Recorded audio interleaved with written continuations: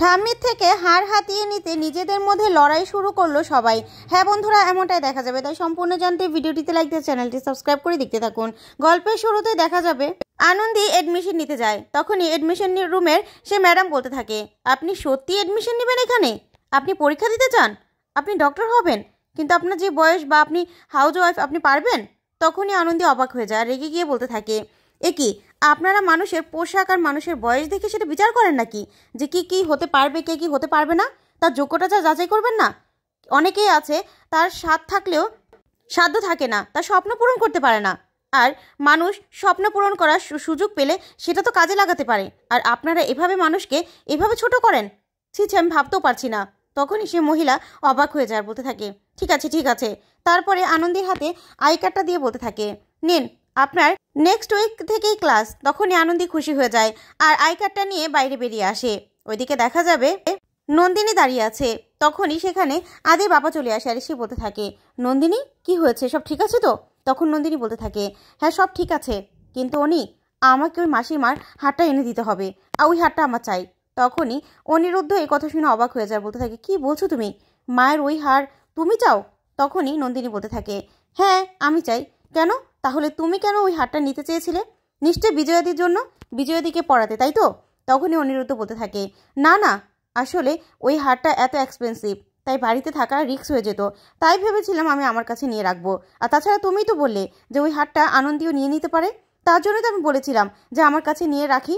তখনই এই কথা শুনেই নন্দিনী বলতে থাকে, অনি সেজন্য তো বলছি, এত বছরে আমি তোমাকে শুধু দিয়েই গেছি, তোমার কাছ থেকে কিচ্ছু আমি আশা করিনি, কিচ্ছু চাইও নি, চেয়েছি কিন্তু মাসিমার ওই হারটা আমার চাই, প্লিজ তুমি ওই হারটা আমাকে এনে দাও। তখনই অনিরুদ্ধ অবাক হয়ে যায়, বলতে থাকে, শোনো, মা তো বললো যে ওটা মায়ের হার, মা নিজের কাছেই রাখতে চায়, তাহলে তাহলে কি করে সম্ভব নন্দিনী? তখন নন্দিনী বলতে থাকে, আচ্ছা শোনো, মাসিমার কি ইচ্ছে আছে? একটা মানুষের তো কোনো ইচ্ছে থাকে, তাই না? তখনই আদির বাবা বলতে থাকে, হ্যাঁ মায়ের ইচ্ছে ছিল তীর্থযাত্রা, কিন্তু সেটা কি করে সম্ভব, মায়ের শরীরে যে অবস্থা। তখন নন্দিনী বলতে থাকে, তাতে কি হয়েছে, আমি আছি তো, আমি মাসিমার জন্য এখনই টিকিট বুক করছি, সাথে আমারটাও। আমি মাসিমাকে নিয়ে তীর্থযাত্রা যাব, আর তুমি সেই সুযোগে বাড়িতে তো হারটা একা রাখা যাবে না, তাই তুমি ওই হারটা নিজের কাছে নিয়ে রাখবে, আজকে বাড়িতে এটা অ্যানাউন্স করে দেবে। তখনই অনিরুদ্ধ বলতে থাকে, ঠিক আছে ঠিক আছে নন্দিনী। তখন নন্দিনী টিকিট বুক করতে থাকে তীর্থযাত্রা যাওয়ার জন্য। ওইদিকে দেখা যাবে অয়ন্তিকা সুপায়নকে ফোন করে আর ফোন করে বলতে থাকে, সুপায়ন তাড়াতাড়ি করে ঠাম্মিকে ইমপ্রেস করার মতো কিছু একটা বলো তো। তখনই সুপায়ন বলতে থাকে, কেন কি হয়েছে? তখনই অয়ন্তিকা বলতে থাকে, ঠাম্মির থেকে একটা হার নিতে হবে, বুঝতে পেরেছো, অনেক দামি হার। তখনই সুপায়ন বলতে থাকে, কি বলছো তুমি? তখন অয়ন্তিকা বলে, হ্যাঁ, না হলে কিন্তু ওই আনন্দী ওই হারটা হাতিয়ে নেবে না, সেটা কিছুতেই হতে পারে না, তুমি একটা ভালো আইডিয়া দাও। তখন সুপায়ন বলতে থাকে, ঠাম্মির থেকে তো? আচ্ছা ঠিক আছে, আমি বরং ভালো একটা দোকানের মিষ্টি তোমার জন্য, সুগার ফ্রি মিষ্টি ঠাম্মির জন্য অর্ডার করে দিচ্ছি। ঠাম্মি তো মিষ্টি অনেক পছন্দ, তাই না? তুমি বরং পেট পুরে খাইয়ে দেবে, তাহলে দেখবে খুশি হয়ে ঠাম্মি তোমাকে হারটা দিয়ে দিয়েছে। তখনই অয়ন্তিকা বলতে থাকে, ঠিক আছে তাড়াতাড়ি করো, ঠিক আছে। এই বলে ফোনটা রেখে দেয়। ওইদিকে দেখা যাবে অর্ণব মেডিনিস্টে ফোন করে সেখান থেকে বেস্ট ডক্টর আর নার্সকে অ্যাপয়েন্ট করে আর বলতে থাকে, ঠাম্মি সবসময় কেয়ার নিতে হবে, বুঝতে পেরেছো? আনন্দী আছে তো কি হয়েছে, তোমরা তাড়াতাড়ি করে চলে এসো। এই বলে ফোন রেখে দেয়। তখনই অর্ণব বলতে থাকে, আমি জানি ওই আনন্দী যা টোটকা ঠাম্মিকে খাওয়াচ্ছে না, ওই ঠিক হারটা হাতিয়ে নেবে, সেটা কিছুতেই হতে দিতে পারবো না। আমরা ওর রাস্তায় আমি হাঁটবো আমি ওর রাস্তায়। অন্যদিকে দেখা যাবে কাকিমণি চিন্তা করতে থাকে আর বলতে থাকে, না না চৈতি, ভালো করে ভাব কি করে মায়ের মনটা জয় করা যায়, মায়ের মনটা জয় করে ওই হারটা নিজের কাছে নিয়ে না যায়, তাড়াতাড়ি চিন্তা কর। তখনই কাকিমণি বলতে থাকে, হ্যাঁ মানা আমাকে একবার অসুস্থ হয়ে বলেছিল যে তার কীর্তন শুনতে ইচ্ছে করছে, না এবার কীর্তনের দল এনেই মাকে কীর্তন শোনাতে হবে, তাহলে যদি মায়ের মনটা গলে আর আমাকে হারটা দিয়ে দেয়। এই বলে সবাই সবার মতো প্ল্যান করতে থাকে। অন্যদিকে দেখা যাবে আনন্দী সে এডমিশন রুম থেকে বেরিয়ে আসে। তখনই আদি বলতে থাকে, কি এডমিশন হয়ে গেছে তো? আমি জানতাম আপনার এডমিশন হয়ে যাবে, আর তাছাড়া এখন থেকে কিন্তু আপনার স্বপ্নের দিকে আপনি হাঁটছেন। তখনই আনন্দীর চোখ বেয়ে জল ছলছল করতে থাকে আর বলতে থাকে, স্যার জানেন তো, এই আইডি কার্ডটা আমি যখন হাতে নিয়েছি না, তখন মনে হলো যেন আমার স্বপ্ন আমি হাত দিয়ে ছুঁতে পেরেছি আমি। সত্যি সব কিছু আপনার জন্য। সর্বপ্রথম আমাকে স্বপ্ন দেখা শিখিয়েছিল আমার বাবা আমাকে বলেছিল আমি যেন নিজের স্বপ্নটা কখনো না হারাই, কিন্তু সেই স্বপ্নটা আমি কোনোদিনও হাত দিয়ে ছুঁতেও পারতাম না, যদি না আপনি আমার পাশে থাকতেন স্যার, যদি না আপনি সব কিছু করতেন।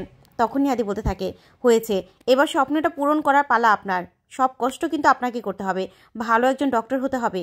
তখনই এই কথা শুনে আনন্দী হাসতে থাকে আর বলতে থাকে, স্যার আপনি আমাকে আশীর্বাদ করুন। এই বলেই আদিকে প্রণাম করে আনন্দী। তখন আদি বলতে থাকে, কি করছেন আপনি? তারপর দেখা যাবে কতগুলো ছেলে মেয়ে ওখান দিয়ে দৌড়ে যেতে লাগলেই আদির সাথে ধাক্কা লাগে আর আদি সোজা আনন্দীর কপালে গিয়ে চুমু খেয়ে নেয়। তখনই আনন্দী খুশি হয়ে যায় আর বলতে থাকে, স্যার আপনি তো আমাকে বেস্ট উপহারটাই দিয়ে দিলেন, এবার আমি আমার স্বপ্নে ঠিক ভালোভাবে লক্ষ্যে পৌঁছে যাব, আমি ভালো একজন ডক্টর হব।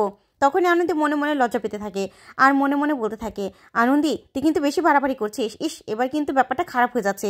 এই বলে আনন্দী বলতে থাকে, স্যার আমি যাচ্ছি, পড়তে বসতে হবে। এই বলে ছুটে চলে যায় আনন্দী। তখন আদিও আনন্দের পিছন পিছন যেতে থাকে। অন্যদিকে দেখা যাবে ঠাম্মি বসে আছে।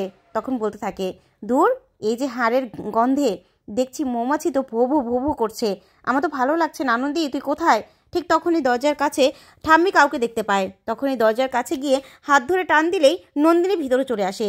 তখনই ঠাম্মি বলতে থাকে, এ কি, এ তো দেখছি হাত দিয়ে টান দিলেই দেখছি রাঘব বুয়া সব চলে আসছে। তখনই নন্দিনী বলতে থাকে, ছি ছি মাসিমা এটা কেমন কথা বলছেন, আমি তো আপনার কথা সবসময় ভাবি জানেন তো, আপনার জন্য না একটা গিফট এনেছি। তখন ঠাম্মি মনে মনে বলতে থাকে, আনন্দী তুই কোথায়, তোর জন্য দাদুভাই গিফট এনেছিল, এখন তো দেখছি আমার জন্য সবাই গিফট আনছে। তখনই নন্দিনী বলতে থাকে, মাসিমা বলুন তো এটার মধ্যে কি? তখনই ঠাম্মি বলতে থাকে, এটার মধ্যে আবার কি? তখনই নন্দিনী টিকিটগুলো খুলে দেখায় আর বলতে থাকে, জানেন তো মাসিমা, হসপিটালে আমি সব বয়স্ক মানুষের সঙ্গে কথা বলে জানতে পারলাম সবার ইচ্ছে হলো তীর্থযাত্রা। আর আমি তো অন্যের কাছেও জানলাম যে আপনারও নাকি ইচ্ছে তীর্থযাত্রা, তাই তো আপনার জন্য তীর্থে যাওয়ার জন্য টিকিট কেটে নিয়ে আসলাম। তখন ঠাম্মি বলতে থাকে, হ্যাঁ আমার ইচ্ছে ছিল, কিন্তু এখন তো বয়স হয়ে গেছে, শরীর আর পারছে না, তাই আমি যেতে পারবো না গো। তখনই নন্দিনী বলতে থাকে, কি বলছেন মাসিমা, যেতে পারবেন না মানে? আপনাকে তো আমি প্লেনে করে উড়িয়ে নিয়ে যাব, আমি সাথে যাব তো। তখনই ঠাম্মি বলতে থাকে, এ কি, তুমি আমাকে এখনই উপরে পাঠানোর চিন্তা করছো? তখন নন্দিনী হাসতে থাকে আর বলতে থাকে, না না মাসিমা কি বলছেন আপনি, আচ্ছা আপনি আলমারিটা খোলেন তো। তখন ঠাম্মি বলতে থাকে, কেন, আমি আলমারি কেন খুলবো? তখন নন্দিনী বলতে থাকে, আপনার জামা কাপড় গুছোতে হবে তো, আপনাকে না কিচ্ছু করতে হবে না, আপনি শুধু আলমারিটা খুলুন, আমি করে দেবো। তখনই সেখানে অর্ণব চলে আসে আর অর্ণব বসে বলতে থাকে, না না ঠাম্মি তুমি একদম আলমারি খুলবে না, তুমি কেন আলমারি খুলবে? আর শোনো, তোমাকে না আমি মেডিনিস থেকে বেস্ট ডক্টর নার্স নিয়ে এসেছি চেক আপ করার জন্য, তোমার প্রেশার চেক আপ করবে, তোমাকে সব রকম সেবা যত্ন করবে, বুঝতে পেরেছো? তখনই ঠাম্মি অবাক হয়ে যায়, বলতে থাকে, না না দাদু ভাই এসবের তো দরকার নেই, আনন্দী আছে তো। তখন অর্ণব বলতে থাকে, আরে আনন্দী তো অনেক করেছে, এবার আর করতে হবে না, দেখো সবাইকে নিয়ে এসেছে, তোমরা এসো এসো, ঠাম্মির প্রেশারটা মাপো। তখনই নন্দিনী বলতে থাকে, না মাসিমা তীর্থযাত্রা যাবে। তখনই অর্ণব বলে, না কোথাও যাবে না। তখনই সেখানে অয়ন্তিকা চলে আসে আর সে বলতে থাকে, ঠাম্মি দেখো তোমার জন্য কী নিয়ে এসেছি, তোমার তো মিষ্টি অনেক পছন্দ, তাই তোমার জন্য বেস্ট মিষ্টি নিয়ে এসেছি আমি। তখন তো ঠাম্মি মিষ্টি দেখে খুশি হয়ে যায়, বলতে থাকে, দিদি ভাই তোমার জন্য মিষ্টি নিয়ে এসেছিস, দিয়ে দে আমি একটু খাই। তখনই অর্ণব আর নন্দিনী বলতে থাকে, না না একদম মিষ্টি খাওয়া যাবে না। তখনই অয়ন্তিকা বলতে থাকে, কেন খাওয়া যাবে না, আমি সুগার ফ্রি মিষ্টি নিয়ে এসেছি, কোনো ক্ষতি হবে না। তখন ঠাম্মিকে অর্ণব আর নন্দিনী মিলে কিছুতেই মিষ্টি খেতে দেয় না আর বলতে থাকে, না একদম খাওয়া যাবে না, অয়ন্তিকা তুই কিন্তু বেশি বাড়াবাড়ি করছিস। তখন অয়ন্তিকা বলতে থাকে, কেন রে দাদা, তোরাই বাড়াবাড়ি করতে পারিস আর আমি কিছু করতে পারি না, আমি তো ঠাম্মির কথা ভেবেই এনেছি। ওইদিকে দেখা যাবে আনন্দী বাড়িতে আসে। তখন আনন্দী বলতে থাকে, স্যার ঠাম্মির ঘরে না অনেক লোকজন হয়তো বা ভিড় করেছে, আমি তো জানতাম তখন হারের জন্য যেমন সবাই ঝাঁপিয়ে পড়েছিল, এবারও তো পড়বে, আমি একটু যাই। তখন আদি বলতে থাকে, না আপনি কোথাও যাবেন না, শুনুন তাহলে কিন্তু স্বপ্নটা হাতছাড়া হয়ে যাবে, তাই প্লিজ আপনি কোথাও যাবেন না, পড়তে বসুন। তখন আনন্দী বলতে থাকে, স্যার স্বপ্নটা হাতছাড়া কেন হবে? তখনই আদি বলতে থাকে, হ্যাঁ আপনি চুপ করে বসুন তো, ঠাম্মির ওখানে যেতে হবে না, ওইদিকে মন গেলে আর পড়াশুনো হবে না। তখনই আনন্দীকে জোর করে পড়তে বসে দেয় আদি। ওইদিকে দেখা যাবে তখনই কাকিমণি ঠাম্মির কাছে আসে আর এসে বলতে থাকে, মা আপনার না কীর্তন শুনতে ইচ্ছে করেছিল, দেখুন কাদের নিয়ে এসেছি। তখনই কীর্তন চালাতে শুরু করে। তখন ঠাম্মি মনে মনে বলতে থাকে, এরা তো সবাই দেখছি আমার মরার ব্যবস্থা করছে, আনন্দী রে তুই কোথায়, এদের মাঝখানে আমাকে কেন রেখেছিস, তোমরা চুপ করবে, সবাই চুপ করো, আমার এসব আর ভালো লাগছে না। ওইদিকে আনন্দী বলতে থাকে, স্যার ওইদিকে কেমন কীর্তনের শব্দ হচ্ছে, আমি যাই। তখন আদি বলতে থাকে, না। তখন লাঠি নিয়ে আনন্দীর দিকে তাড়া করতে থাকে।